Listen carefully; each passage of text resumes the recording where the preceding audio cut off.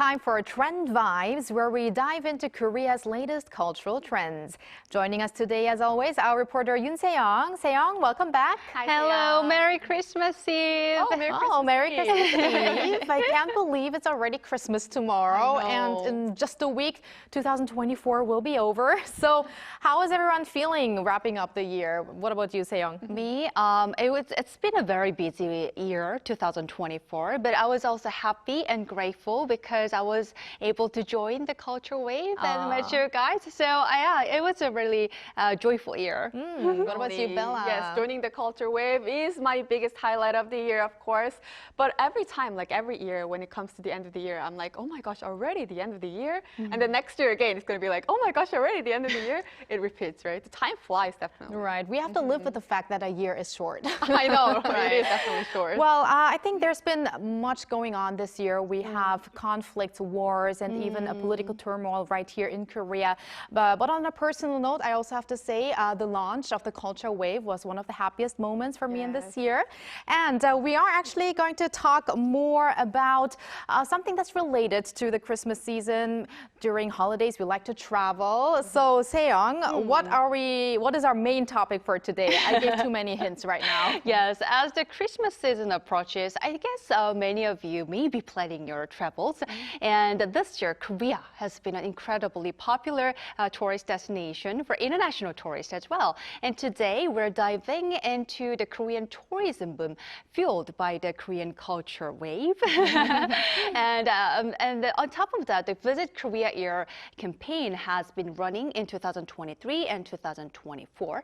And this two-year nationwide initiative was launched to revive the Korean tourism boom after COVID-19, featuring various events like the Korea Beauty Festival, K-Culture Festivals, and also the Korea Grand Sale to boost the tourism again. Right. These definitely, those names that you've mentioned, definitely bring back the memories. Do these campaigns have an impact on, the increase or the decrease of the tourists in Korea?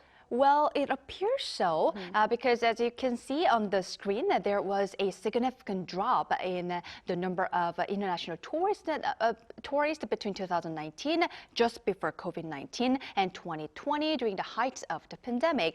But thanks to efforts made during this period, including Visit Korea Year campaign, it seems Korea has nearly overcome the lingering effects of the pandemic.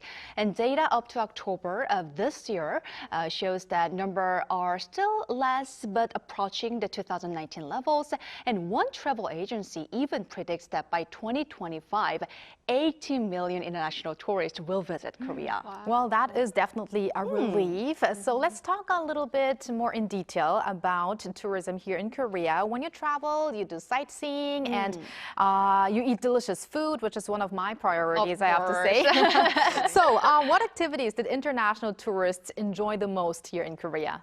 The top activity was shopping, followed by food tours, and enjoying Korea's beautiful natural scenery as well.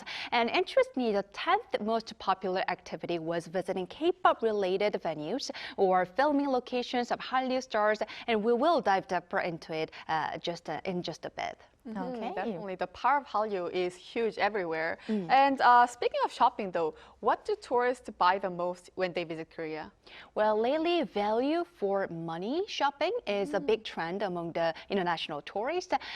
Instead of visiting department stores, they prefer regular shops, the shops that you can easily find on the streets, or the lifestyle stores like the Daiso, where the items generally cost from less than $1 to less than $5. It's also my 4-year-old son's favorite place to visit. They have a lot of toys there too. I know, and it's really affordable, reasonable prices.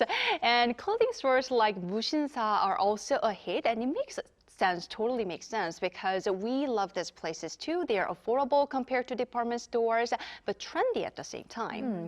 And I also think because many of the tourists abroad these times go to social media to find out the hot places in Korea. That is why they are aware of places like Arirang, just like the locals. So shopping like the locals, I think, was one of the key points, right? And I remember when I was living in Canada, the first thing I did when I visited Korea was going street shopping. Like, you know, those street vendors that they have here in Korea, that's definitely like something that I can't find in Canada. So that was very, you know. Definitely. We have a specific term for that, road shop in Korea, right? Exactly.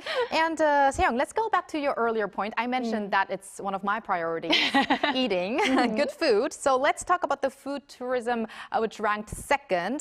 So last week, we actually did talk about the most loved Korean food items by foreigners. But now we want to know what foods international visitors actually liked to shop. So at duty-free shops, for instance, before they went back to their country. Sure. At airport duty-free shops, the most purchased item is red ginseng, 홍삼, very healthy, right?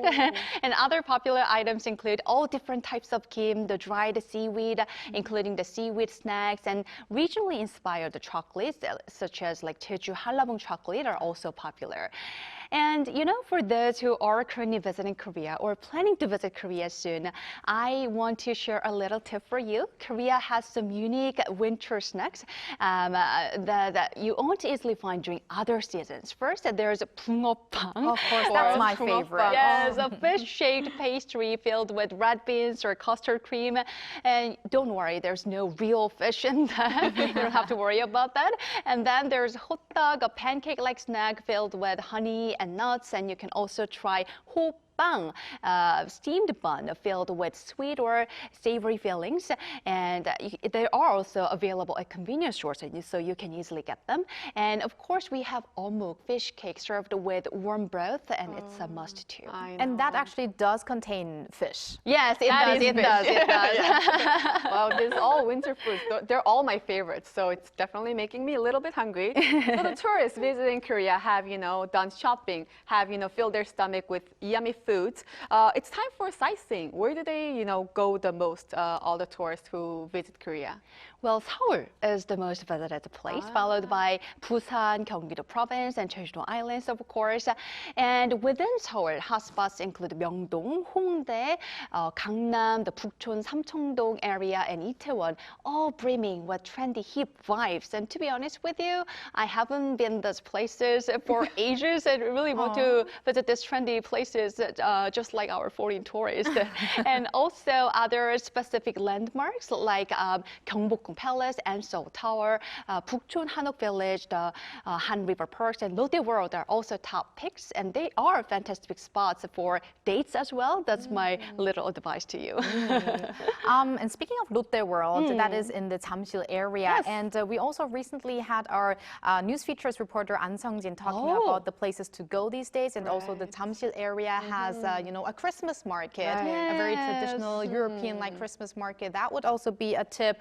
Bella, any places that you would recommend? Well, it's the holiday season, and I've mentioned several times on the show, my favorite season is this Christmas season. I visit several places in Seoul, you know, that have Christmas decorations, and I see a lot of foreigners, you know, in line, you know, to wait to go into the Christmas, you know, decoration places.